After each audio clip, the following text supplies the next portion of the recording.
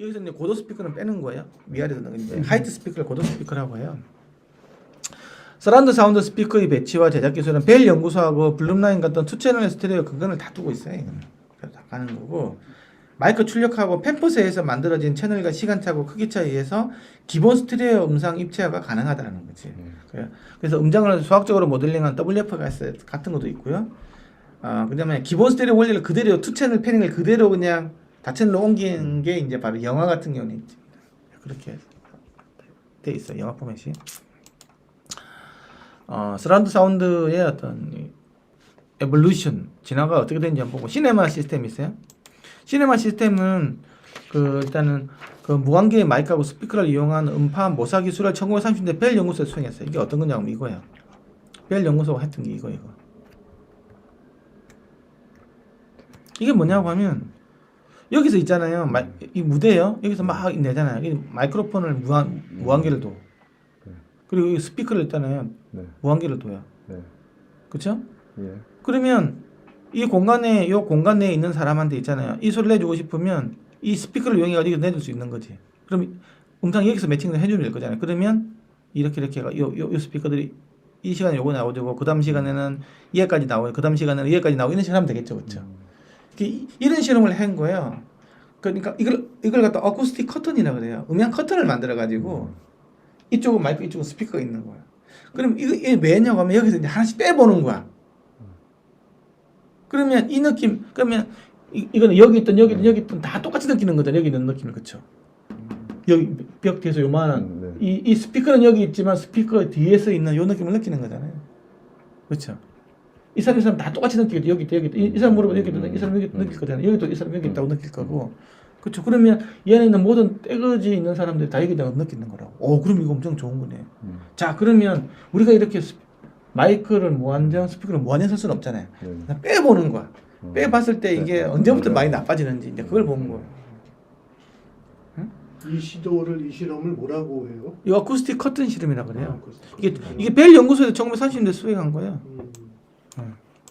그래서 이제 빼보니까 나중에는 이 마이크 3개만 있어도 된다는 거지. 3개만. 그래서 3개 채널이 우선성을 나타내더라. 그럼 많이 있을 필요가 없다는 거지. 근데 2개가 되면 한쪽으로 확 쏠리는 게 생겼다는 거죠. 그래서 이제 3개 정도면 상업적으로도 말이 된다. 그렇게 나온 거예요. 그러니까 3개를 2개로 줄여버리잖아요, 그죠? 2개만 처음에 스테레오가 됐겠죠, 그렇죠?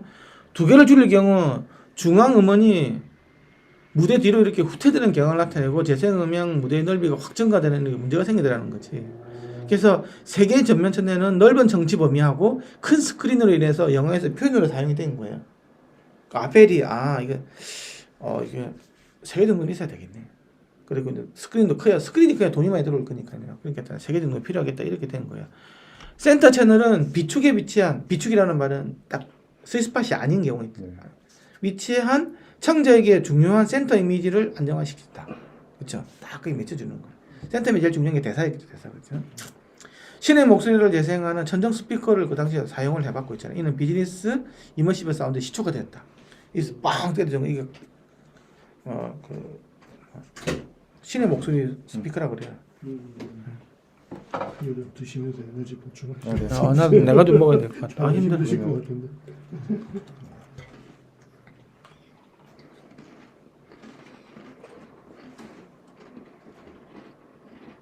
그러니까 극장 음향은 오락이 목적이지 자연스러운 음향 환경을 만드는 게 목적이 원래부터 아니었어요.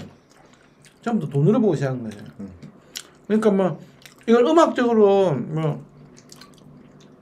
아까 우리가 말한 3채널 녹음 이거하고는 안 맞는 걸 기본적으로는 아예 진짜 광학 사운드였으니 뭐. 그래서 1950년대 이제 워너 브라더스는 대형 스크린과 3개의 전면과 1개의 서라운드 채널을 가진 포맷을 소개하게 됐고 나중에 이게 이제 1970년대 때 돌비는 돌비 스테레오를 소개하고 4채널 서라운드 사운드 신호를 가능하겠다. 그게 이제 랩트, 센터, 라이트, 그다음 서라운드가 다 모노였던 시절이라는 거죠. 1990년대 시네마 서라운드 사운드는 디지털로 다 옮겨간다는 거예요. 그때 이제 5개 혹은 7개의 이산 그러니까 디스크리트한 서라운드 채널과 한 개의 서브우퍼를 효과 채널을 사용했는데 그게 이제 5.1, 7.1이 된 거죠. 그 .1이 왜 .1인지는 아시죠? 우퍼를 말하는 그 왜 .1로 부르는 줄 알아요? 몰라요. 모르겠는데. 네. 우퍼는 네. 다른 것들은 거의 풀 레인지잖아요. 네네. 그럼 되게 엄청 넓잖아요. 네. 그 20에서 2만까지 되는 거잖아요. 그거에 비해서 서브우퍼가 대하는 것들은 한 옥타브 정도밖에 안 되잖아요. 20에서 200 정도밖에 안 되는 거잖아요. 그렇죠. 대역이 너무 네. 좁잖아요. 네. 대역이 네. 대역 자체가. 네. 이거는 만을 하는데 이건 그게 비해서 100 정도밖에 관할 안 하잖아요. 스케일로 본다고 하면 만대 100이잖아요. 예. 그러니까 그래서, 거의 뭐 이거는 막 0. 이거는 1로 주기는 너무 아까운 거예요. 너무 되게 깍두기다, 그래서- 깍두기. 야 너는 점이야. 너가 한 10개 정도 하면 야 그래 나 1 줄게. 이렇게 되는 거예요. 점이. 대역이 좁아서 그런 거예요. 대역이. 음. 예. 그게 근데 사실 그것도 말이 안 되는 게 물리적으로는 숫자적으로는 그렇지만 사람이 저는 효과 입장에서는 그게 사실 엄청난 거지. 크잖아요. 그렇지. 음. 근데 이제 그는 그냥 수학적으로 접근해서 네. 그냥 .1이라고 해요. 음. 앰비어포니 앤 시뮬러 테크닉스라는 게 있는데 1960년대 서라운드 사운드가 상업용 음악 재생에 성공하지 못했지만 부가 스피커로 자장 신호를 부과하는 방법을 고안된 거지. 오늘날 서라운드 채널을 사용해서 앰비언스나 효과음을 전방 스테레오에 대해서 사용하는 초기 형태가 된 거예요. 지금 뭐 국장이 뭐 그때 앰비어폰이라 그래가지고 그게 이제 대표적인 게 쿼드라포닉 사운드였죠. 쫄딱 망한데 1970년대 나왔어요. 상용은 실패했어. 근데 2대2 서라운드 시스템이야. 여기 이제 2대2 대시 있는 거 있잖아요. 이거는 이제 앞에 거는 전면이고 뒤는 후면을 갖다 아예 구분했어. 같이 본 게 아니야. 그러니까 앞에는 전면 사운드, 후면 사운드 구분한 거야. 목적이 달랐기 때문에. 후면 사운드는 디퓨저하고 이머시브한 걸 내주겠다. 전면은 음상을 정확하게 정리시켰다. 이런 개념이에요. 그래서 아예 그냥 뭐 2-2에 막 3-2 앞에 3개 뒤에 2개 이렇게 구분한 거예요. 그러면 .1은 또 뭐냐? 그러면 이제 골치 아픈 거예요. 3-. 또 요즘에는 이제 이머시브가 되면서는 대시라는 개념이 상부, 중부, 하부 이렇게 나눈 게 있어요. 3-4-2 그러면 위에 3개, 미드에 4개, 아래 2개 이렇게 이게 되게 이제 헷갈리는 거예요. 원래 이제 학생한테 나온 것들은 대시의 개념은 전면하고 후면 서라운드밖에 없었으니까 그다음에 위아래가 없었으니까 그렇게 지금 많이 좀 달라진 거예요. 그래서 앞에 2개, 뒤에 2개 서라운드 시스템인데 돌비 스테레오하고는 달리 돌비 스테레오는 아까 레프트, 센터, 라이트 했잖아요. 그렇죠? 왜냐 전망이 중심이었다고. 왜? 그 무대가 있기 때문에 센터가 있어서 거기다 돈이 들어오는 거고 어느 자리에 앉더라도 다 똑같은 돈 내가 들어봤는데 누구는 소리 좋건 나쁘냐 막 이렇게 되기 때문에 그래서 이제 무대에 있는 이쪽에는 그 센터가 딱 이렇게 안정적으로 대사를 치주는 이런 거 하고 있잖아요. 이런 것들이 있던 거에 반해서 이거는 이제 갑자기 센터 채널이 없어진 거예요. 그렇죠? 센터 채널이 없고 스피커 사각형 배치래. 옛날에는 이렇게 됐었는데 이렇게 됐었는데 그렇죠?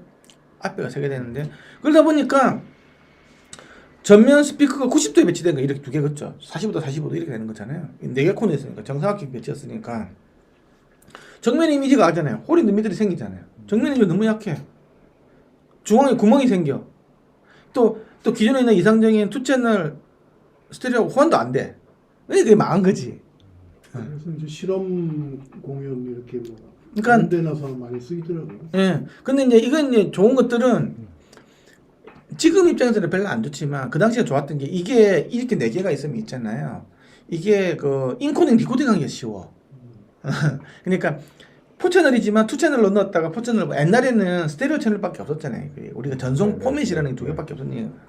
그냥 그런 거 수학적으로 그렇게 하기가 좋았지 모르겠지만 사람들이 심리적인 그 중앙 무대라든지 이런 비즈니스하고는 안 맞았던 거지. 그러니까 망한 거지.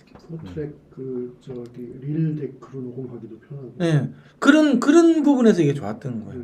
그러니까 소위 말해서 비즈니스의 관점이 아니고 약간 그 테크놀로지의 관점에서 나온 거라고 봐요. 제가 개인적으로 그렇게 생각을 해요. 근데 이제 돌비는 이제 돈에 이렇게 밝은 애들이잖아요. 홈 시네마하고 5.1 채널 서라운드였는데 이제 이 홈 개념이 있고요.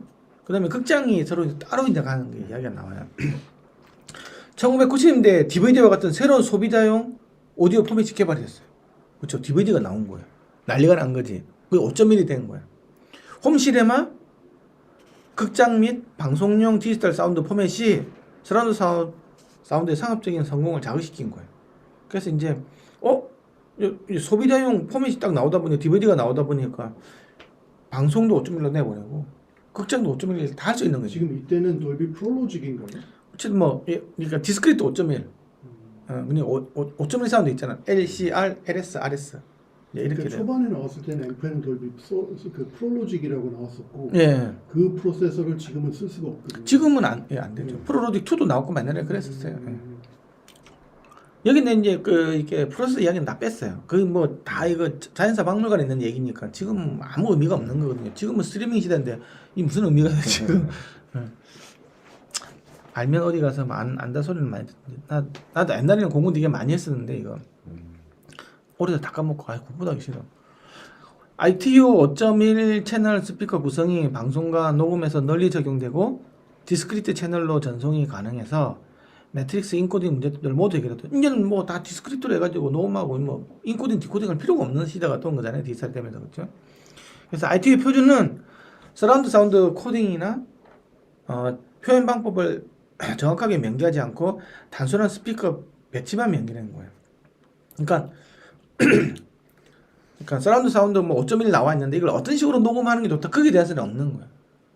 그러니까 단순히 스피커는 센터에 있고 플러스 마이너스 30도에 있고 플러스 110도에 있으면 돼. 그리고 웬만하면 단일 제약성이면 좋겠어. 요거 명시하는 거지. 네가 어떻게 만들든 네 자유도에 다 맡겨놓은 거지. 왜 음장의 표현 방식이라든지 입체적인 어떤 이렇게 인코딩 방식은 네가 알아서 하라고 이렇게 놓은 거예요. 서라운드 사운드 포맷인데 전방 좌우 채널은 투 채널 스테레오와 호환이 되어야 하기 때문에 상당히 좁게 배치됐다. 그래서 플러스 마이너스 30도 됐다 그랬죠. 그렇죠? 이로 인해서 측면에는 큰 간격이 생겨 측면이 뻥 뚫려 있는 거지 이렇게. 그림이 있나? 여기 있구나.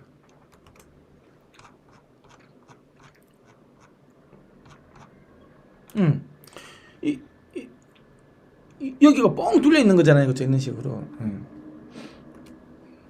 그래서 여기 측면에는 큰 간격이 생겨서 이미지 형성이 되게 어렵게 되는 거예요.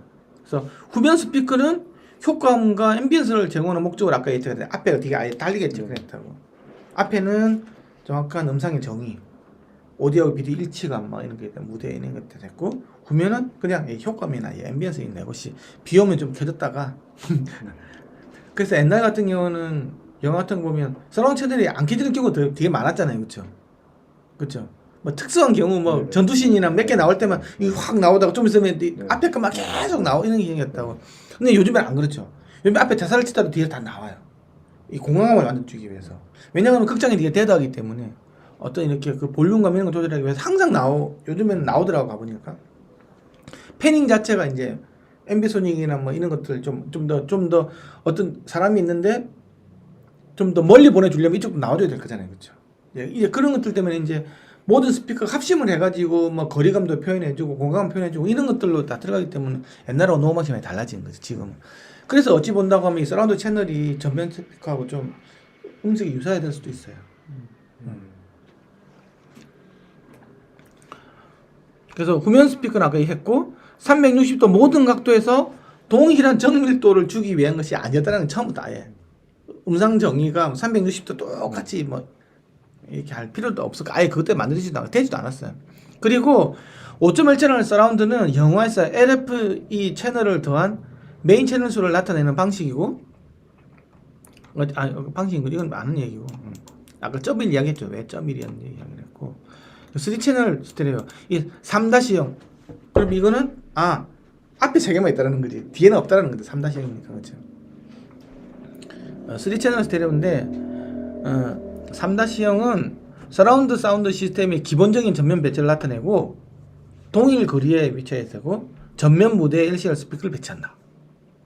3개의 전면 채널은 극장 스테레오 시스템에서 널리 사용돼요. 극장에서 그렇죠. 넓은 정측력을 커버하며 대형 스크린의 좌우 거리 스피커가 그냥 멀겠죠. 스크린이 크니까 그때 이제 센터를 채워넣어주게 뭐 거고 3-0 스테레오의 다른 장점은 2채널 스테레오에 비해서 더 넓은 전면 사운드 무대가 만들어졌다는 거죠.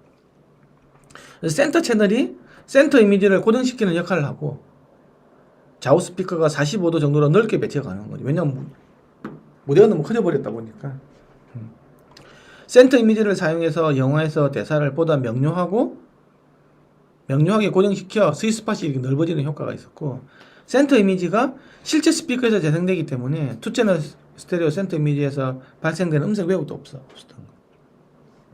근데 극장에서는 센터 스피커는 타공 스크린 위에 설치해야 되잖아요, 그렇죠? 타공 스크린인 거 실제로 보면 이렇게 그 음질 차이가 별로 없어요. 고주파수 가면 몇 데시벨 떨어지는 것밖에 없는데 그 EQ를 좀 보상해주면 되거든요. 근데 이제 이 소비자의 경우 센터 스피커 들으면 골치 아픈 거야. 왜냐하면 소비자의 경우 센터 스피커는 보통 일반 작은 것밖에 못 쓰잖아요, 그렇죠? 그리고 타공형 TV는 아직 그 타공형 TV는 없으니까 그래서 또 위아래 설치해야 돼. TV가 있다 보니까 위 아니면 아래. 네. 그러면 나대바바를 이렇게 가야 되는데 나대바바를 이렇게 될 거잖아요. 이게 안 된다. 나대바바를 이렇게 해도 안 되는 거고 이게 이제 골치 아프게 된 거예요.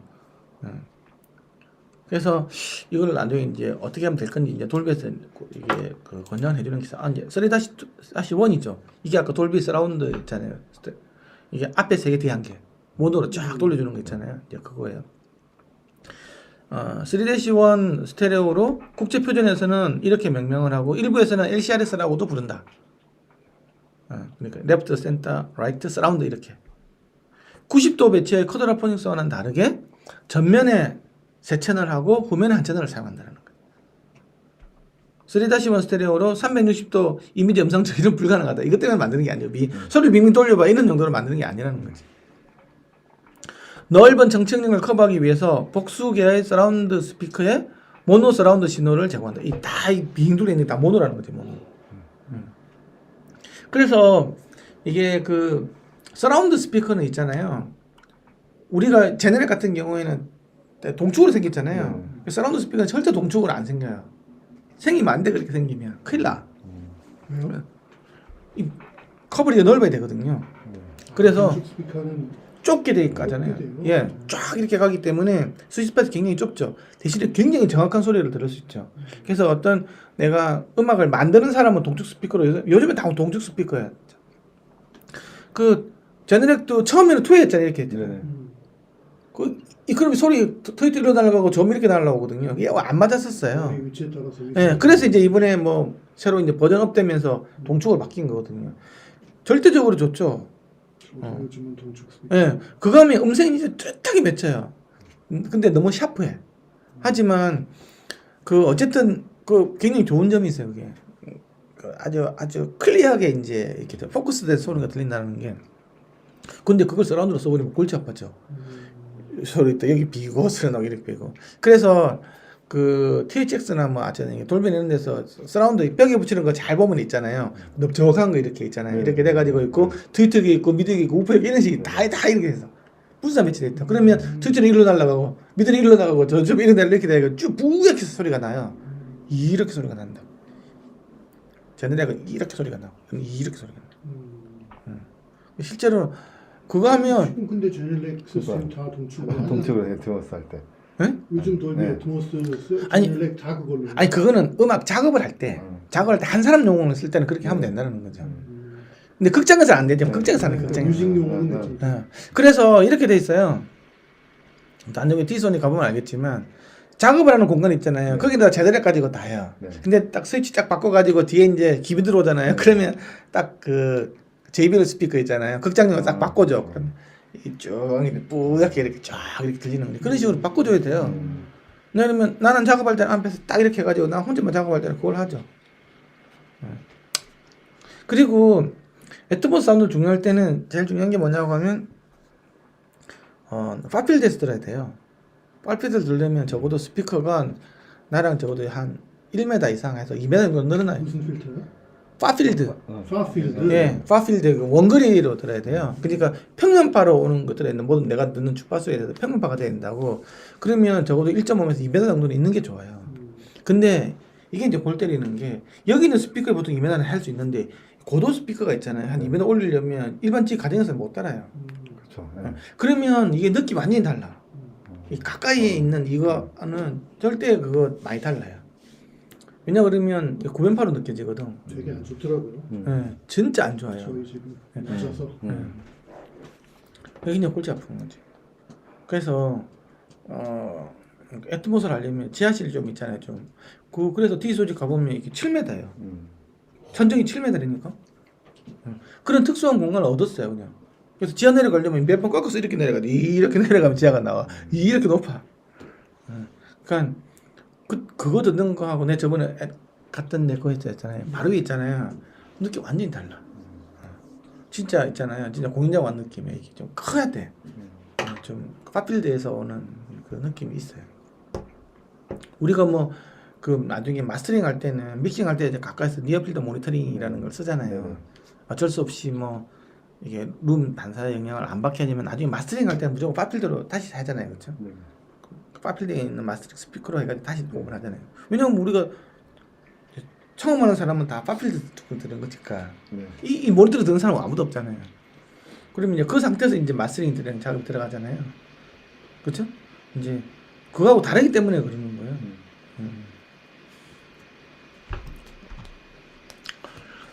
자, 그래서 그 넓은 청층을 커버하기 위해서 폭수기의 서라운드 스피커에 모노 서라운드 신호를 제공을 하는데 이 모노 머리 내 음상정의 혹은 건조 스피커의 음상이 정의되는 것을 막아주기 위해서 정기적으로 무상관 처리를 통해서 공감과 학성감을 증가시켜줘야 되는데 돌려서 이렇게 안 하고 있다며. 아까 이성 교수가 이야기했잖아요. 오늘 처음 알았어. 이 쓰레기인데 이렇게. 그럼 별로 안 좋아요. 그런데 이제 그 이쪽하고 저것도 왼쪽은 오른쪽은 다르다 그렇잖아요. 이게 이제 일단은 모노일 때 이야기하는 거예요. 전부 다 이렇게 돌비 서라운드 시드일 때 이야기하는 거예요. 근데 지금은 아까 이성 교수는 하면 이제 돌비 디지털일 때 이야기하는 거니까 레프트 서라운드, 라이트 서라운드가 구분되면 조금은 더 나은 거예요. 그렇죠. 이 상태보다는. 소비자용 3-1 제품의 경우 모노 서라운드 채널이 3-2 채널과 유사하게 두 개의 서라운드 스피커로 제작된다. 그래서 돌비 서라운드 할 때 우리 옛날에 스피커를 두 개 많이 놨었거든요. 그 같은 경우에는 뭐 또 줄여줘야 된다 뭐 이런 이야기들이 있고. 그래서 모노 서라운드는 강력한 포위감이나 입체감 형성이 불가능하다. 그래서 나온 게 이제 3-2 스테레오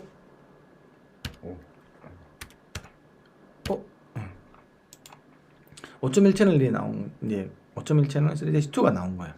정면 스피커는 2채널 스테레오와 호환성을 위해서 플러스 마이너스 30도에 배치하고 서라운드 스피커는 110도에 배치한다. 110도라는 게 웃기는 거라고.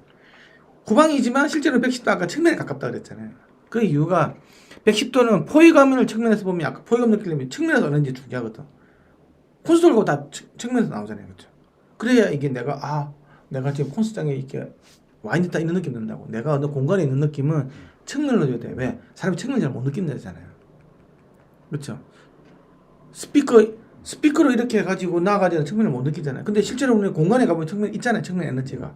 그러면 측면 에너지를 느끼려면 실제로 스피커 여기서 있어줘야 있으면 이렇게 나올 거잖아요. 이렇게 느끼는 거잖아요. 그렇죠? 그래서 실제로 이 느낌이 측면에서 나오는 스피커 배치가 굉장히 중요하다고. 물리적으로 스피커를 측면에 배치시켜줘야 측면의 느낌이 있으니까. 그래서 110도는 포위감을 위한 측면 스피커 배치, 효과음 재생을 위한 후면 스피커 배치와의 타협점으로 나오는 거예요. 둘 다 동시에 만족시키기 위해서.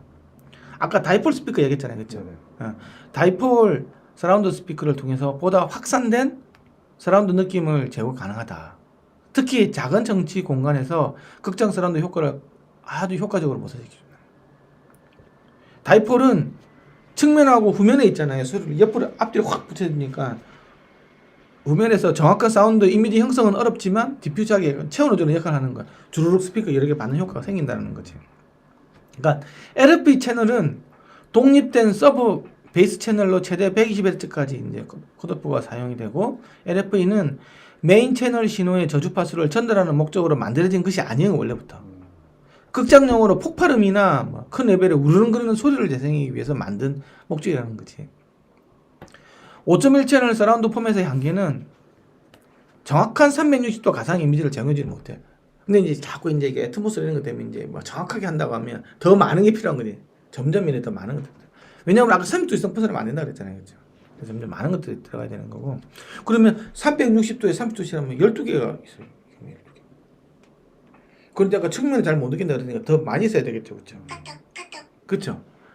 디미디를 못 느끼기 때문에. 그런 거 본다고 하면 뭐 그 비행도로 12개가 있어야 되는 상황이 돼요. 그래서 그러면 아까 서브우퍼가 여기서 한번 물어볼게요. 서브우퍼가 우리가 한 개만 쓰잖아요. 네. 근데 지금은 좀 2 쓰잖아요. 서브 2개 쓰잖아요. 그거 왜 그런지 알아요? 잘 듣기 위해서. 지금 dolby 인증받으려면 3개까지도 얘기한다거든요. 그러니까 네. 옛날에는 뭐 사람이 전 100Hz 같은 파장이 3.3m나 되기 때문에 귀는 당연히 방향을 못 느끼는 구역이잖아요, 그렇죠? 네. 귀는 아까 방향 느끼려면 적어도 뭐 500Hz 이상이 돼야 방향 느끼는 거. 그거 나는 것들은 방향 별로 상관이 없어 못 느껴. 그러니까 사람은 그냥 저주파수나 에너지 정도로만 느끼기 때문에 그냥 한 개만 있어도 상관이 없어. 네. 그래서 그냥 뭐 하나만 있으면 충분해. 그래서 보통 이제 뭐 타협적으로 본다고 하면 그래서 한 200Hz 정도 밑에 뭐 하나만 있으면 다 내줄 수 있어. 그럼 이제 200Hz 정도는 보통 한 4인치 정도만 돼도 200Hz 내줄 수 있으니까 그러면 한 요만한 스피커도 다 되니까 그러면 그 정도 하자. 지금 딱 그런 거잖아요. 네. 근데 우리가 이제 몰랐던 게 이제 거기서 그냥 나오지. 첫 번째 하나, 사람이 저음의 방향성을 진짜 못 느끼냐라는 거예요. 우리가 방향을 정확히 말해줄 수는 없지만 있잖아요. 포위감이나 이제 확산감, 저음이나 이런 것도 느낄 수가 있어요. 그러니까 소위 말해서 아까 무지향성 마이크로폰을 네.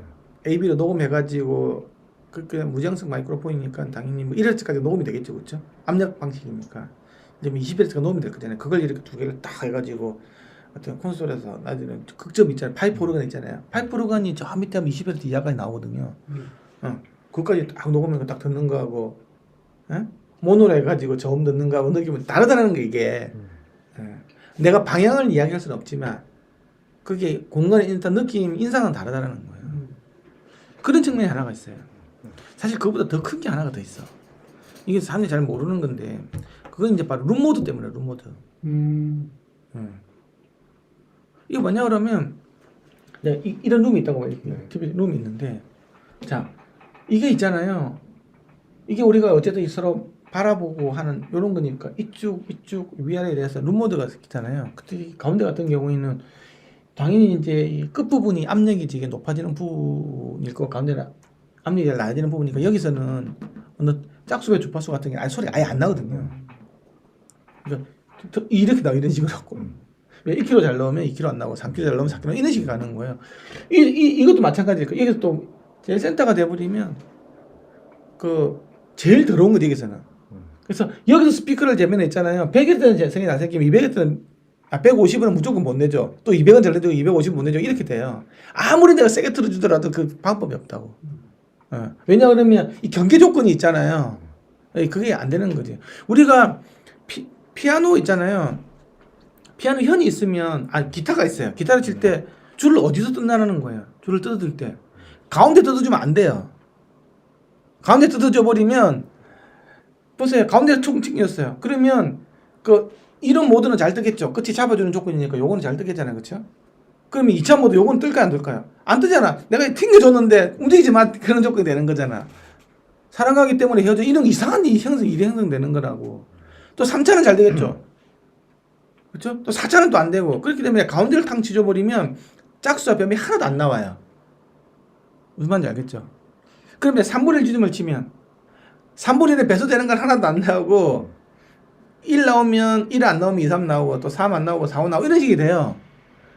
그러면 어디다가 연결시켜주면 이 전부 다 나오겠어요? 끝이죠.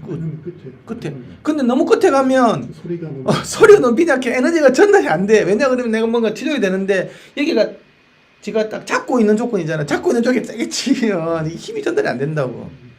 대신 배음은 엄청 많이 나오는 거예요. 가운데가 제일 치기가 쉽다고.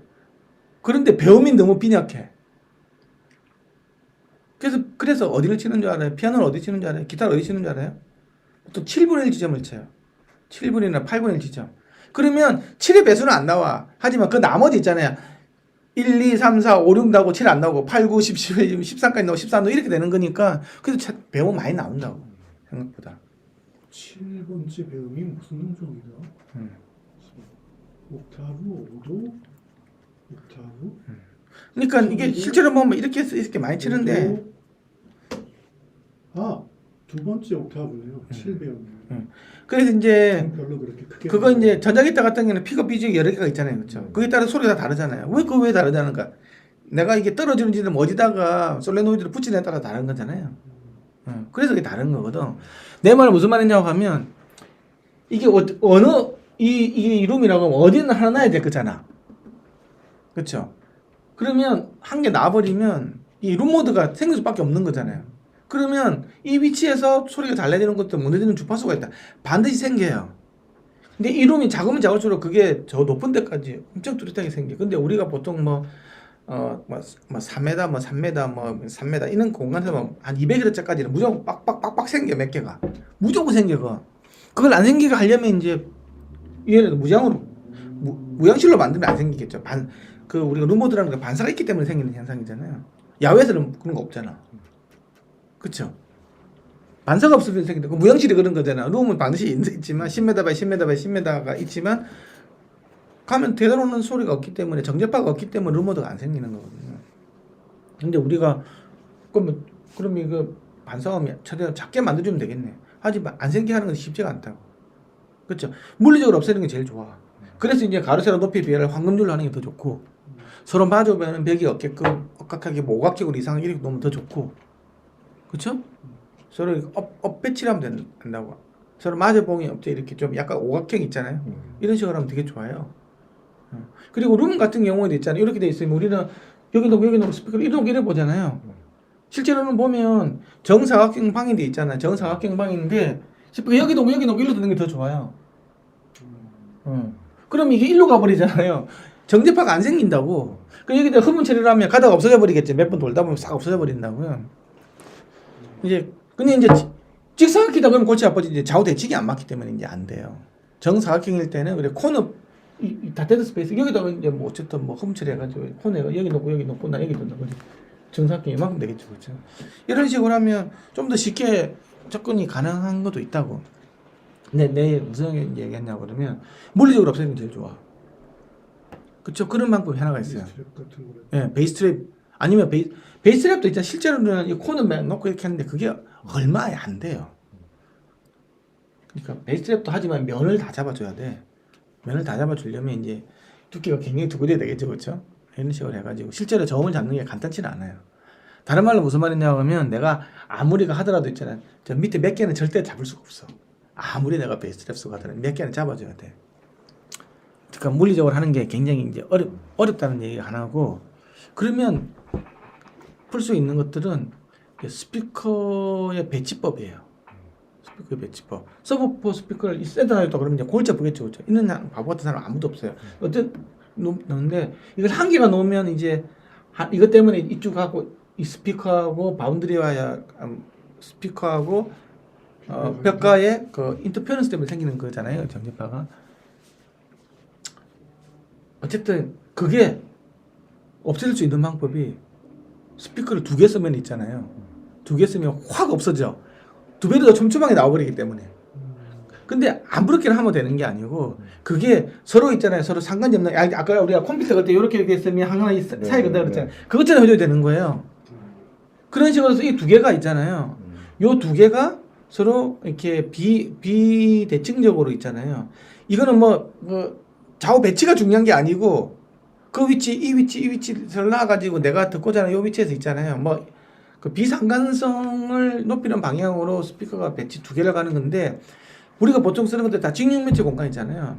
이제 실험을 해보니까 3개가 제일 좋더라는 거지. 그래서 돌비가 3개. 예, 3개 이야기하는 거예요. 3개 파가 있고 4개 파가 있어요. 3개 써야 되는 파가 있고 4개 쓰는 파가 있다고. 사이즈에 따라서 다르게 한대요. 예. 돌비에서도. 예. 3개 쓰는 파는 뭐냐고 하면 이게 가로 세로 높이 비율인 거잖아요. 그래서 이 가로에 대해서 이 몇 대 몇 비율이 있어요.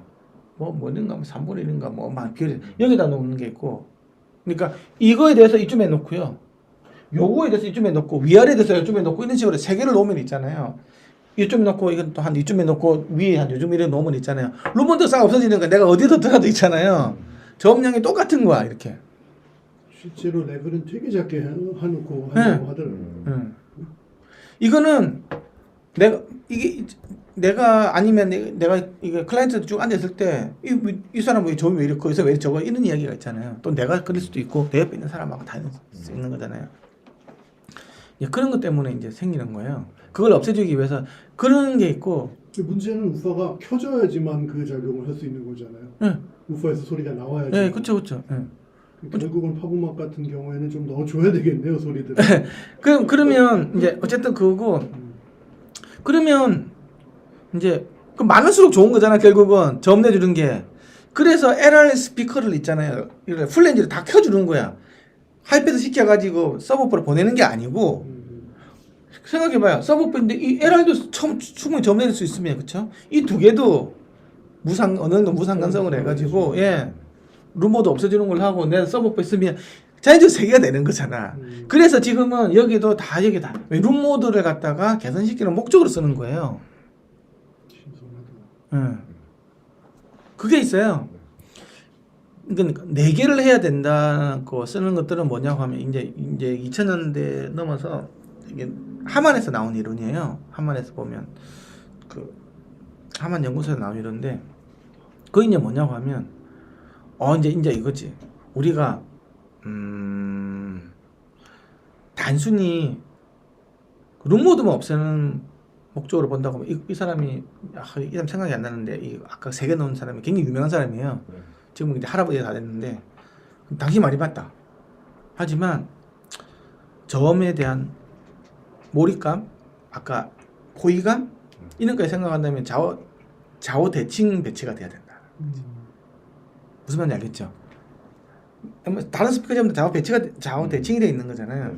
그래서 이제 그 사람은 뭐냐고 하면 물론 그 당신 말이 맞다나 룸 모드 입장에서 보면 당신 말이 맞지만 실제로 이 스피커 이렇게 놓고 있잖아요. 들어보면 그래서 자기가 어떻게 했냐 그러면 매 코너에다가 4개다가 오토버스를 4개를 놓는 거예요. 그렇게까지 들으면 이 위치에 따른 이렇게 소위 말해서 저음의 크기는 조금씩 차이 날 줄 모르겠지만 몰입감이라는 이런 측면에서 훨씬 낫다는 거야. 코너에 놓으면 또 엄청 증폭되고. 네, 증폭도 되고.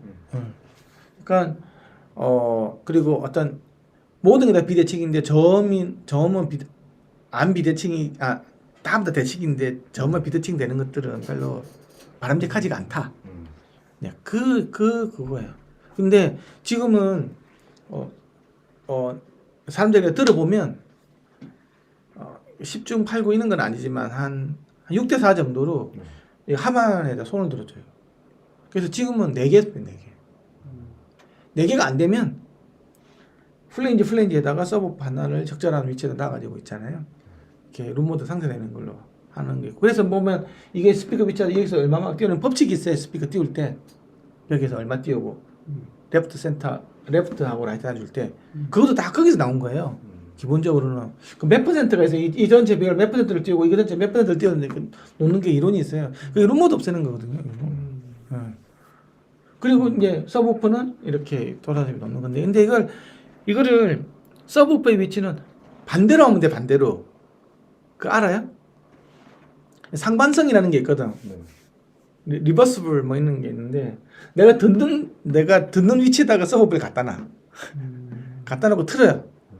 그 다음에 내 키로 가지고 이 돌아다니면서 어디가 좋은지 있잖아요. 들어보니 여기 거기는 그러면 나중에 내가 듣기 좋은 위치에다 다시 서브오프를 놓고 내가 이 들으면 되겠죠. 똑같은 거니까. 간격이 똑같아지죠. 예, 그 조건이 똑같아지는 거잖아요. 마이크하고 스피커의 역할만 서로 바뀌는 거잖아요. 이렇게 환경이 똑같으니까. 그런 식으로 내가 찾아서 이렇게 하면 돼요. 그럼 이게 제일 낫구나. 근데 이제 골치 아픈 것들은 이제 그거지. 바닥에 놔야 될 거니까 내가 이런 거 엎드려 가지고 해야 되는데, 아니면 이제 마이크로 가지고 있잖아요. 바닥에 이렇게 쭉 하면서 특성 이제 쑥쑥 있는 것들은 없는 데 있잖아요. 여기 좀 없었는데 이 두 개 틀어놓고 이것도 같이 막 틀면서 있잖아요. 이게 틀어놓고 세 개 쫙 해가지고 어디 가면 제일 좋은지 쭉 이렇게 보면 위치가 제일 좋구나. 그거 하면 거기다 놓으면 나중에 이제 이 스피커를 거기다 놓고 나는 게 들으면 되겠다. 이런 방식이 있다. 그러니까 그 다음에 이제 세 번째 방식이 뭐냐? 한참 이야기했어요. 물리적으로 푸는 방법. 그렇죠? 두 번째는 스피커의 배치 수를 늘리는 방법. 배치의 방법이 있고 환경의 방법이 있어요. 세 번째는 이제 룸 EQ예요. 그쵸? 뭐 제너렉에서 GLM 같은 거 있잖아요. 소나웍스. 소나웍스 이런 것도 있고. 그걸 이제 어떻게 이해를 하냐라는 거지. 어떻게 생각을 하세요? 소나웍스하고 GLM 같은 거. 한번 써봤어요? 예, 가지고 네. 있거든요 지금요. 예. 교수님 한번 써보셨어요? 저는 소나웍스 많이 써요. 거기에 대해서 이제 어떻게 생각하는지 한번 생각해봐야 돼. 우선은 그냥 뭐라고 해야 되나?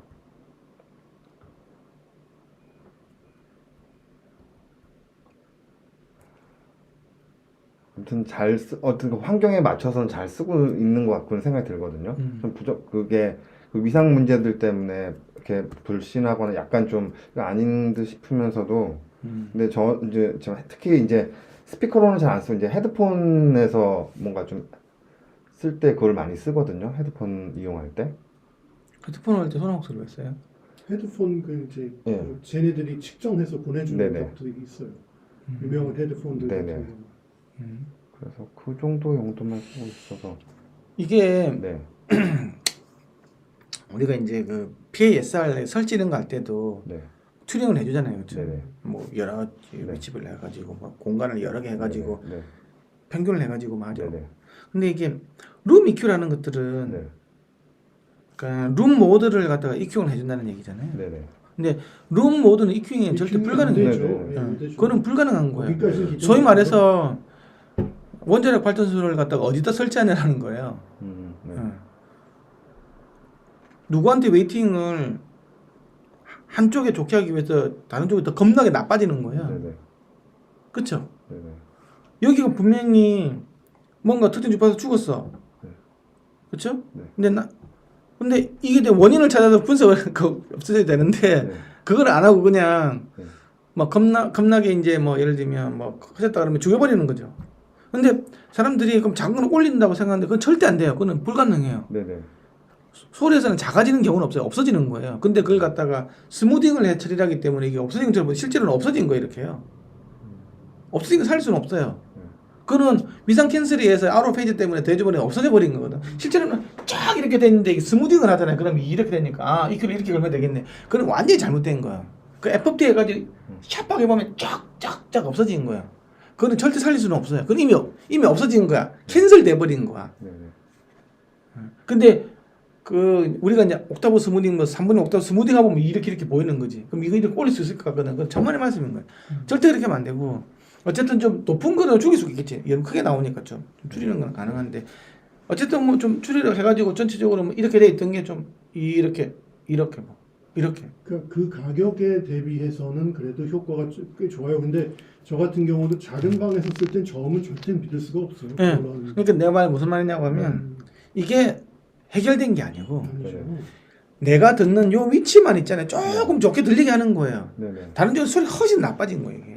네네. 예. 근데 어쨌든 저희는 믹싱 엔지니어니까 제가 앉아 있는 그치, 거기만 돼야 되겠지. 굉장히 중요하거든요. 예, 그러니까 내가 거기서 네. 내 키를 믿고 나는 돈을 벌어야 되는 상황이니까 그렇게 하기 위해서 어쩔 수 없이 사용을 하는데 굉장히 조심해서 접근해야 된다는 거지. 네. 그거는 절대 위험성은 알고 네. 예, 있어요. 원인 해결이 되는 게 아니고 네. 그런 것보다는 아까 이야기했지만 차라리 서브프하고 네. LR 스피커의 배치를 어떻게 할 건지 혹시 만약에 정상 평균하면 좀 틀어서 이렇게 할 수 있는 여러 가지 그런 방법을 생각해봐도 네. 굉장히 좋은 게 있고 더 중요한 거는 룸 트리트먼트를 해가지고 해서 잡아 나가는 게 제일 좋죠. 제일 좋죠. 그게 돈이 드니까 이제 안 하는 거지. 근데 그럼에도 불구하고 저희 같은 경우 그런 거 쓰는 이유가 뭐냐면은 저도 이제 헤드폰용으로도 쓰거든요. 네네. 헤드폰 같은 게 저 같은 경우 어떤 모델이 있냐면은 그 소나웍스에서 직접 튜닝해서 보내주는 헤드폰도 하나 있어요. 그러니까 그 HD 600을 그렇게 하나를 산 적이 네네. 있어요. 네. 걔는 그러니까 보통은 헤드폰 값은 그냥 평균이잖아요. 평균 네네. 값이니까 믿을 수가 없는 부분이 좀 있는데 그거는 지들이 하여튼 내 헤드폰을 측정해서 보내준 거니까 좀 더 정확하죠. 그런 게 있어서 일단 헤드폰은 모든 문제는 없으니까 이제 저음 쪽이 조금 더 이게 전반적으로 판단하기가 좀 더 좋아지고 그 다음에 특히 이제 그런 예를 들어서 우리가 어느 정도 어쿠스틱 트리트먼트를 하잖아요. 근데 사실은 어느 정도 비용이 많이 들잖아요. 제대로 좀 하려고 하면 시간도 많이 걸리고. 근데 이게 저뿐만이 아니라 많은 마스터링 엔지니어들이 사실 그 공간을 제대로 최적화도 못하고 마스터링을 해요. 근데 마스터링 EQ는 0.1dB 만지고 와 됐다 하는 거거든요.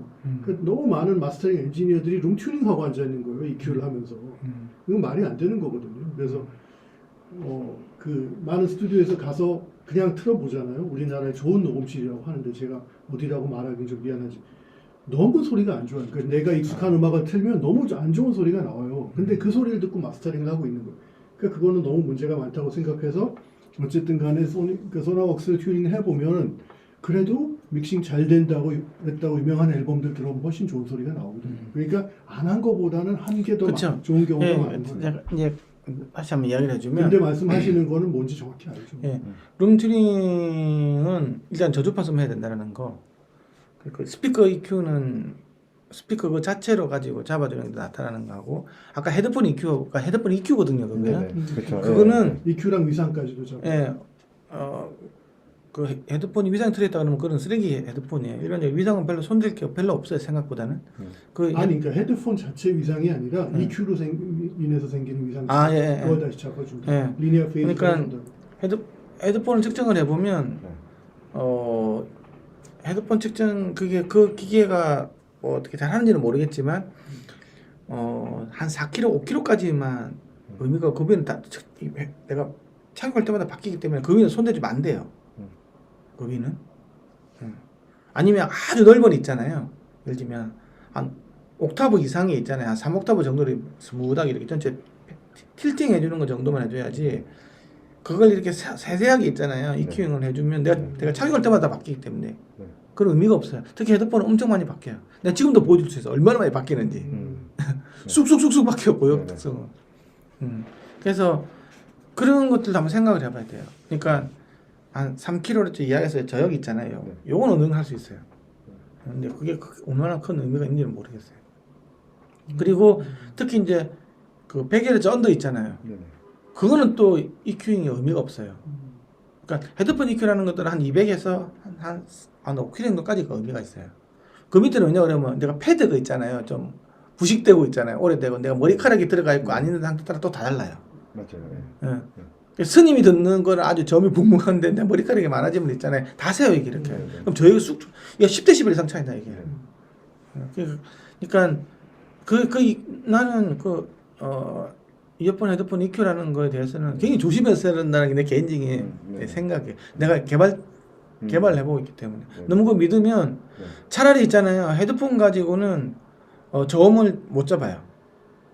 근데 반드시 이어폰을 해야 돼. 이어폰 밀폐형이 있잖아요. 이게 그거는 보면 저역은 세지 않는 이상은 딱 맞거든요. 내가 미드 이런 거 있잖아요. 디레모쿠시즈 있잖아요. 그죠? 송민시한 거. 그거 슬리브만 딱 맞으면 착용할 때 하나도 안 바뀌어요. 아무리 내가 여러 번 착용하더라도 착용하는 거에 따라서 거의 똑같아. 내가 이제 슬리브가 난 대용소가 안 맞으면 이제 차이가 나지. 근데 딱 맞춰주고 나면 항상 그게 그대로 나오기 때문에 그거는 이제 믿을 만하지. 근데 헤드폰은 헤드폰 하기 전에 조금만 눌러주면 저 궁금하다고 했잖아요. 그렇죠? 약간 그러니까 패드가 이게 좀 조금만 좀 오래돼가지고 약간 딱딱해지고 가루가 떨어지기 시작하면 완전히 소리 달라져요. 그거는 방법이 없어. 그리고 내 머리 자른 거 상태에 따라 또 다르기 때문에. 근데 그 모든 걸 가정을 해서 그 헤드폰에 그 패드가 왜 있는 줄 아세요? 헤드폰에 패드가? 차음 때문에 생기는 거 아니에요? 그게 누움을 컨트롤하기 위해서 생기는 거예요. 왜냐 그러면 이 패드가 없으면 패드에 있는 뭐 예래가 있는데 너무 딱딱한 머리가 아프잖아. 이제 불편하니까 있는 거 있는데 이게 적당하게 소리가 빠져나오게끔 해놓은 거예요 지금. 그러니까 적당하다는 게 되게 웃겨. 그러니까 이 적당하게 빠져나간다는 가정하에서 저음량을 맞춰가 저음 튜닝을 해놓은 거예요 지금. 이렇게 올라가게 이렇게 해놓은 거예요. 해놨는데 이 적당하다라는 게 스님은 쑥 올라가는 거지 머리카락이 없으면. 그리고 헤드 크기 있잖아요. 이게 내가 이거 찌직 있잖아요. 헤드 사이즈 이거에 따라서 눌러지는 게 눌러가는 이게 뭐라 그래야 되나 누르는 거 있잖아요. 이게 그게 텐션이 다르잖아요. 텐션이 다르면 또 저음 텐션이 딱딱하면 저음이 또 올라가고 빠지면 내려오고. 근데 나 부식이 돼가지고 좀 세잖아 이렇게 있잖아요. 또 머리카락에서 세잖아요. 그럼 저음이 쑥 떨어지고 이제 저음량이 계속 다른 거야. 그럼 내가 어디를 믿고 저음을 맞출 수가 없어요. 오히려 스피커야 뭐 이렇게 죽는 거는 있을지 모르겠지만 이 절대적인 양은 안 바뀌잖아요, 그렇죠? 스피커는. 근데 헤드폰이 절대적인 양이 바뀐다는 게 이렇게. 소위 말해서 서브프 레벨이 확 바뀌는 거예요. 네네. 음색이 바뀌는 게 아니고 그런 부분이 생길 수도 있어요. 생각보다 저는 그걸 써가지고 많이 이득을 봤거든요. 저도 네. 아니 그러니까 잘 쓰면 네. 아니 뭐 그 사람들이 바보라서 그런 좋겠어요. 그렇죠. 필요하니까 줬을 거잖아. 그러니까 그거의 문제점을 지적해 주셔서 정확히 맞아요. 네네. 그거를 잘 알고서 했는데. 알고 네네네. 했었죠. 알고 했었- 그리고 저희가 이제 그거를 EQ를 적용할 때 꼭 100%로 다 안 하는 경우도 많아요. 네, 살짝만 넣어주기도 예, 하고. 그러니까 나는 제가 이제 그거 우리가 스피커 이제 하고 나면 요즘에는 그 하이파이 스피커에서도 나중에 튜닝 할 때 이제 전체적인 크로스오버 네트워크 다 걸고 있잖아요. 액티브로 가지고 다 쓰게 한 다음에 나중에는 그 스피커 매니지먼트 시스템에서 보면 마이크로폰 인력 다니세요. 그래 가지고 이렇게 딱 재가지고 룸 EQ를 넣을 수 있게 하거든요. 그렇게 들어요. 네. 그러면 이제 내가 그걸 갖다가 뺀 버전 안 뺀 버전 들어볼 수 있을 거잖아요. 그러면 처음에 언뜻 들으면 그거 잘한 게 좋을 수도 있는데 계속 들어보면 또 약간 다를 수도 있어요. 네. 어느 순간인가 빼서 들어보면 훨씬 자연스러운 부분도 있어요. 근데 말도 안 되게 룸이 막 진짜 막 개 난장판이다. 그러면 당연히 해야 되는 거예요. 그런데 정말 놀라운 건 우리나라의 그 수많은 유명한 스튜디오에 가서 그냥 EQ 끄고 들어보면요 진짜 못 들어줘요. 너무 이상한 소리가 많이 나요. 근데 이제 스피커 EQ나 그런 게 절대적으로 필요한 거는 PA 시스템 이런 것들 절대적으로 필요한 거는 있어요. 특히 혼 스피커 같은 경우에는 아니 라인의 스피커 혼 같은 경우는 EQ 안 걸면 소리 진짜 이상하게 들리거든요. 그 특히 나팔 소리가 들리니까 그냥 반드시 필요한 것도 있고 오늘 다 하려고 하는데 못 하겠어.